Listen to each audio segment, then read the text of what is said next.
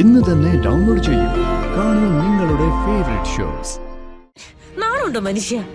സ്വന്തം ഭാര്യ മോളും അപകടത്തിൽപ്പെട്ട് നിൽക്കുമ്പോ ഇങ്ങനൊരു സൗന്ദര്യ സംരക്ഷണം കുടിപ്പിക്കാം. നിങ്ങളെ കൊണ്ട് ഞാൻ കുടിപ്പിക്കാം കേട്ടോ. എന്റെ അവസ്ഥ എന്താവും? ഇതൊന്നും പറഞ്ഞു തരുമോ? ഗാഥ, എന്നെ വെറുതെ ദേഷ്യം പിടിപ്പിക്കരുത്. കൃഷ്ണയോട് കാര്യങ്ങൾ മുഴുവൻ നമ്മൾ വ്യക്തമായിട്ട് സംസാരിച്ചിട്ടുള്ളതാണ്. അതിനെ അവള് മാറ്റം വരുത്തിയ? സംഭവിച്ചതൊക്കെ സംഭവിച്ചു. നവീൻ അവള് വിട്ടുതരില്ലെന്ന് മമ്മി എന്നോട് പറയും. അത്രയല്ലേ ഉള്ളൂ. എന്നിട്ട് ഇതുപോലെ എന്നോട് ദേഷ്യപ്പെടും. എന്റെ മുന്നിൽ വെച്ച് അവളെ, ആ കുപ്പത്തൊട്ടിയിൽ നിന്നും വന്നവളെ അത്ഭുത ശക്തിയുള്ളവളെന്ന് വിശേഷിപ്പിക്കും. മമ്മിക്ക് ഒരു പ്രശ്നമില്ല, പക്ഷേ എനിക്ക് പ്രശ്നമുണ്ട്. ഇതെങ്ങനെയാ മറികടക്കേണ്ടതെന്ന് എനിക്ക് നന്നായിട്ട് അറിയാം. അതിനെനിക്ക് മമ്മിയുടെ ഒരു സഹായവും ആവശ്യമില്ല. ഗാഥമോളെ, ഞാൻ പറയുന്നൊന്ന് കേക്ക്. കേക്കില്ല. ഈ കാര്യത്തിൽ മമ്മി പറയുന്ന ഒരു വാക്കും ഞാൻ കേക്കില്ല.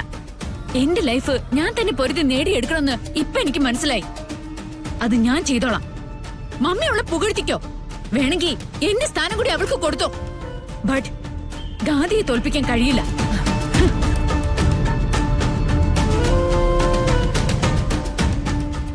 എന്ത് പറഞ്ഞ ഞാൻ അവളെ മനസ്സിലാക്കേണ്ടത്? ഇറങ്ങി പുറപ്പെടുന്നത് കൃഷ്ണയ്ക്ക് നേർക്കാണെങ്കിലും കാത്തിരിക്കുന്ന വലിയ ദുരന്തങ്ങളല്ലേ. ഇത് മനസ്സിലാക്കാനുള്ള ബോധം കൂടി ഇല്ലെങ്കിൽ എന്താ ചെയ്യാ? മാം, തൽക്കാലം ചെയ്തു പോയ തെറ്റ് മറികടക്കാൻ വേണ്ടി ഗാഥ മാഡം അങ്ങനെ പറയുന്നതാവും. എനിക്ക് മടുത്തു സിനി, എനിക്ക് ശരിക്കും മടുത്തു. എത്ര നാളെന്ന് വെച്ചാ ഈ വേവെന്ന തീയിൽ ഞാനിങ്ങനെ നിൽക്കുന്നത്. ഏതെങ്കിലും വിധത്തിൽ ഇതെല്ലാം കൂടെ ഒന്ന് അവസാനിച്ചാ മതിയായിരുന്നു.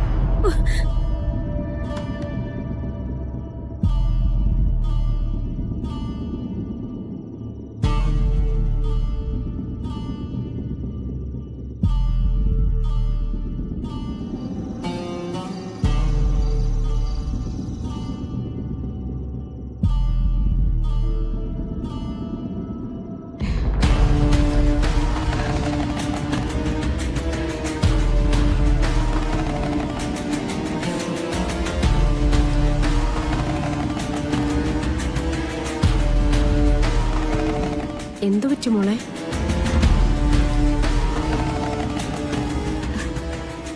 ഒന്നുമില്ലമ്മേ.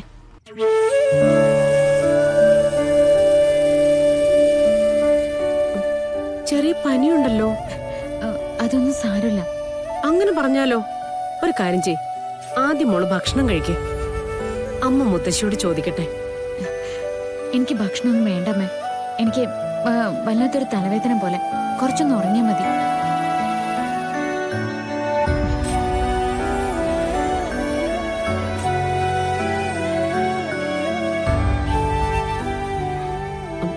അമ്മേ, മോൾക്ക് കഴിക്കാനൊന്നും വേണ്ടെന്നാ പറയുന്നേ.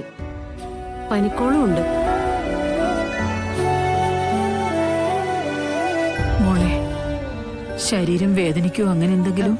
ഇല്ല മുത്തശ്ശി, വല്ലാതെ തണുപ്പ് തോന്നുന്ന പോലെ. കുറച്ച് കിടന്നാ മാറിക്കോളും. കാവില് നടന്ന സംഭവം കണ്ടു പേടിച്ചതാ, വേറൊന്നുമല്ല. അമ്മേ, ഡോക്ടറെ വിളിക്കാൻ പറ്റോ? വ്രതം നടക്കുന്നതിനിടയിൽ ഇതൊക്കെ സ്വാഭാവികമായിട്ടുണ്ടാവും. അങ്ങനെ വന്നാലും പ്രാർത്ഥനയും പൂജയുമായിട്ട് മുന്നോട്ട് പോകണമെന്നാ പൂജാരി പറഞ്ഞിരിക്കുന്നത്. പിന്നെ മോക്കൊട്ടും വയ്യെങ്കില് ഞാൻ കുറച്ചേരം കിടക്കട്ടെ, അപ്പൊ ശരിയായിക്കോളും. എന്നാ മോള് കിടന്നു.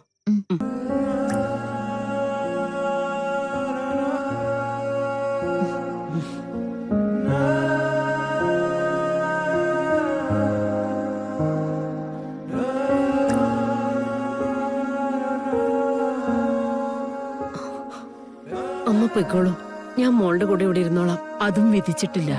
പൂജാകാര്യങ്ങൾ ഏറ്റെടുത്ത ആള് തനിച്ചായിരിക്കണം എന്ന് തന്നെയാണ്.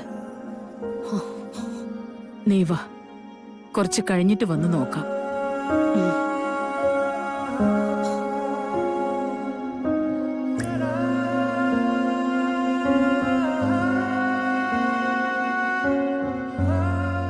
അമ്മേ, ആ, ബുദ്ധിമുട്ടുകൾ കൂടുന്തോറും ആ കുട്ടിക്ക് ഉത്സാഹം കൂടിക്കൂടി വരിക. അമ്മ അത് ശ്രദ്ധിച്ചോ? വേറെ ആരായിരുന്നെങ്കിലും ഇതിന്ന് പിന്തിരിയുമായിരുന്നു അമ്മേ. പക്ഷെ ഗാഥമോള് അവള് പിന്തിരിയില്ല. ജന്മലക്ഷ്യങ്ങളുള്ള കുട്ടിയാ. അത്തരക്കാർക്ക് അത് പൂർത്തിയാക്കിയേ പറ്റൂ.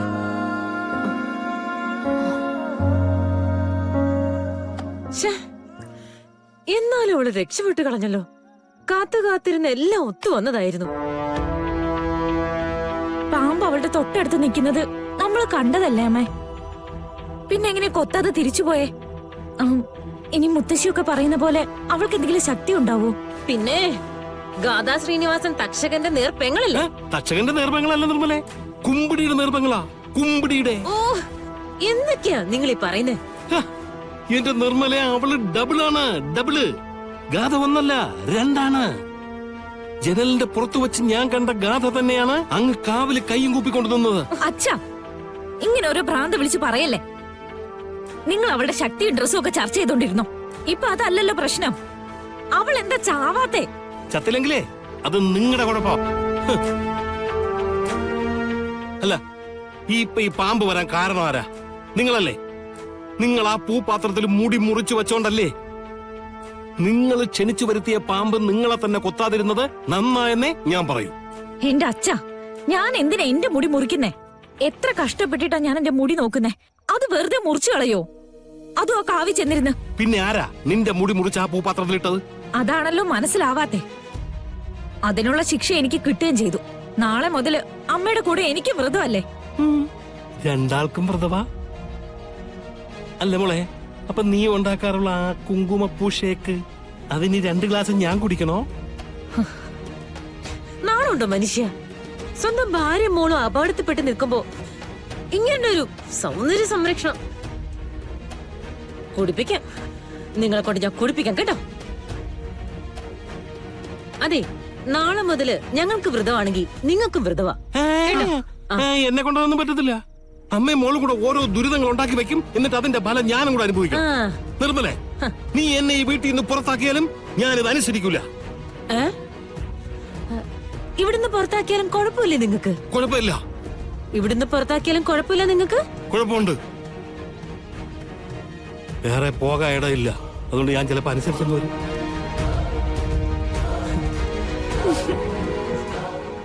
നീ എന്തടിച്ചിരിക്കുന്നേ? ഇല്ലമ്മേ, എന്റെ അച്ഛന്റെ യോഗ്യത കണ്ട് ചിരിച്ചു പോയതാ. കളിയായിക്കോ. പക്ഷെ ഒരു കാര്യം ഞാൻ പറഞ്ഞേക്കാം, എന്നെ ഒതുക്കുന്നത് പോലെ കാര്യങ്ങൾ അത്ര എളുപ്പമാവില്ല. മനുഷ്യരോട് കളിക്കാൻ നിൽക്കുന്നത് പോലെ നാഗങ്ങളോട് കളിക്കാൻ നിൽക്കണ്ട. അത് നല്ലതിനല്ല. 2 പേരും അവസാനം കരയേണ്ടി വരും. നോക്കിക്കോ. അമ്മേ, ഓ, കൺമുമ്പിൽ നിന്ന് ആ പാമ്പിന്റെ രൂപം പോന്നേയില്ല.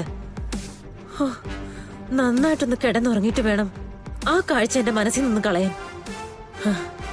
എന്നിട്ടാവാം അടുത്തത്. അവള് ചത്തൂന്ന് ഉറപ്പിച്ചതാ. മരണത്തിനെ തോപ്പിച്ചു പിശാചു. കൃഷ്ണ